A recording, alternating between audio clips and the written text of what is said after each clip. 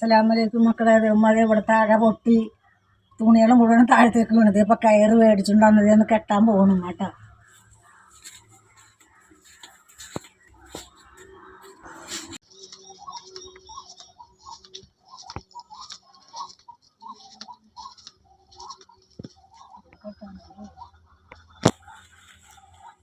കെട്ടണല്ലേ നല്ല മോളെ കുടുക്കിട്ട് മോളിലേക്ക് വെച്ചിട്ട് വേണ്ടേ.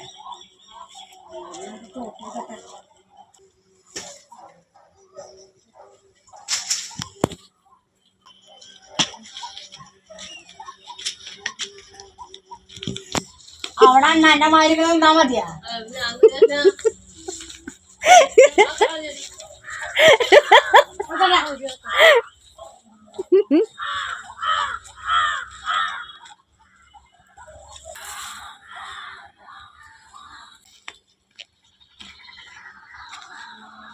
വലിയൊരു പാടുള്ള കാര്യമാണ്.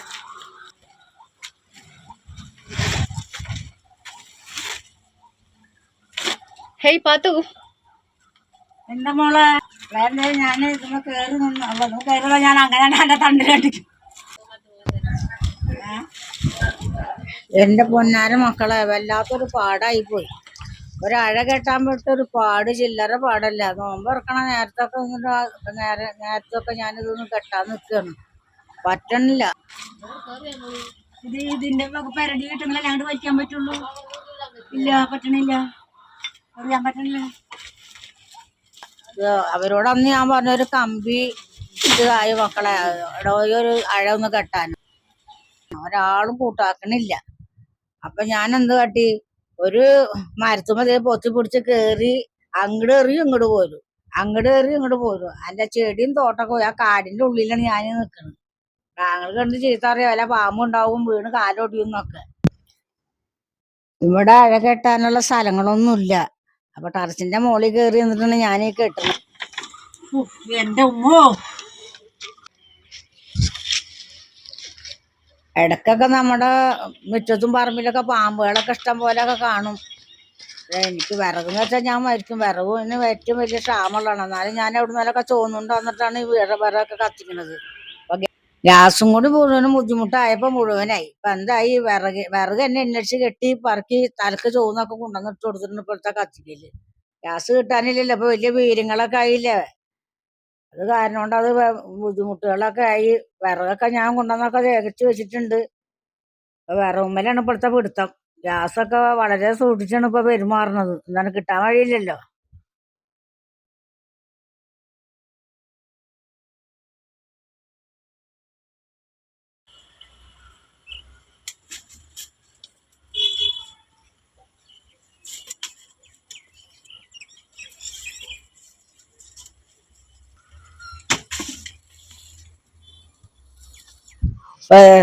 നമ്മുടെ വീട്ടിലിതേ പൂച്ച പ്രസവിച്ച് നല്ല 2 കുട്ടികളുണ്ട്.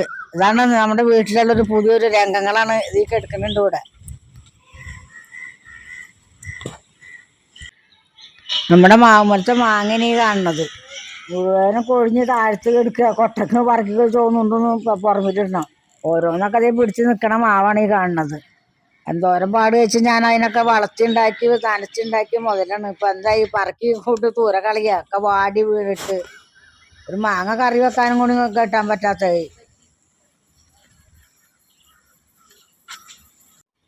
പിന്നെയാണെങ്കില് ഗൾഫ് രാജ്യത്താണെങ്കില് യുദ്ധത്തിന്റെ കൊള്ള. നമ്മുടെ നാട്ടിൽ നിന്നെങ്കില് ഗ്യാസിനുള്ള അതിനേലും വലിയ സമരം കൊള്ളും. ഇപ്പൊ രണ്ടും കൂടി ആവുമ്പോ നല്ല യോജിപ്പായുള്ളതാണ് നമ്മുടെ ലോകത്തുള്ള കഴിഞ്ഞ കാര്യങ്ങളൊക്കെ. ഇനി എന്തൊക്കെയാണ് വരാൻ പോണെന്ന് വാക്ക് മാത്രം അറിഞ്ഞോളൂ.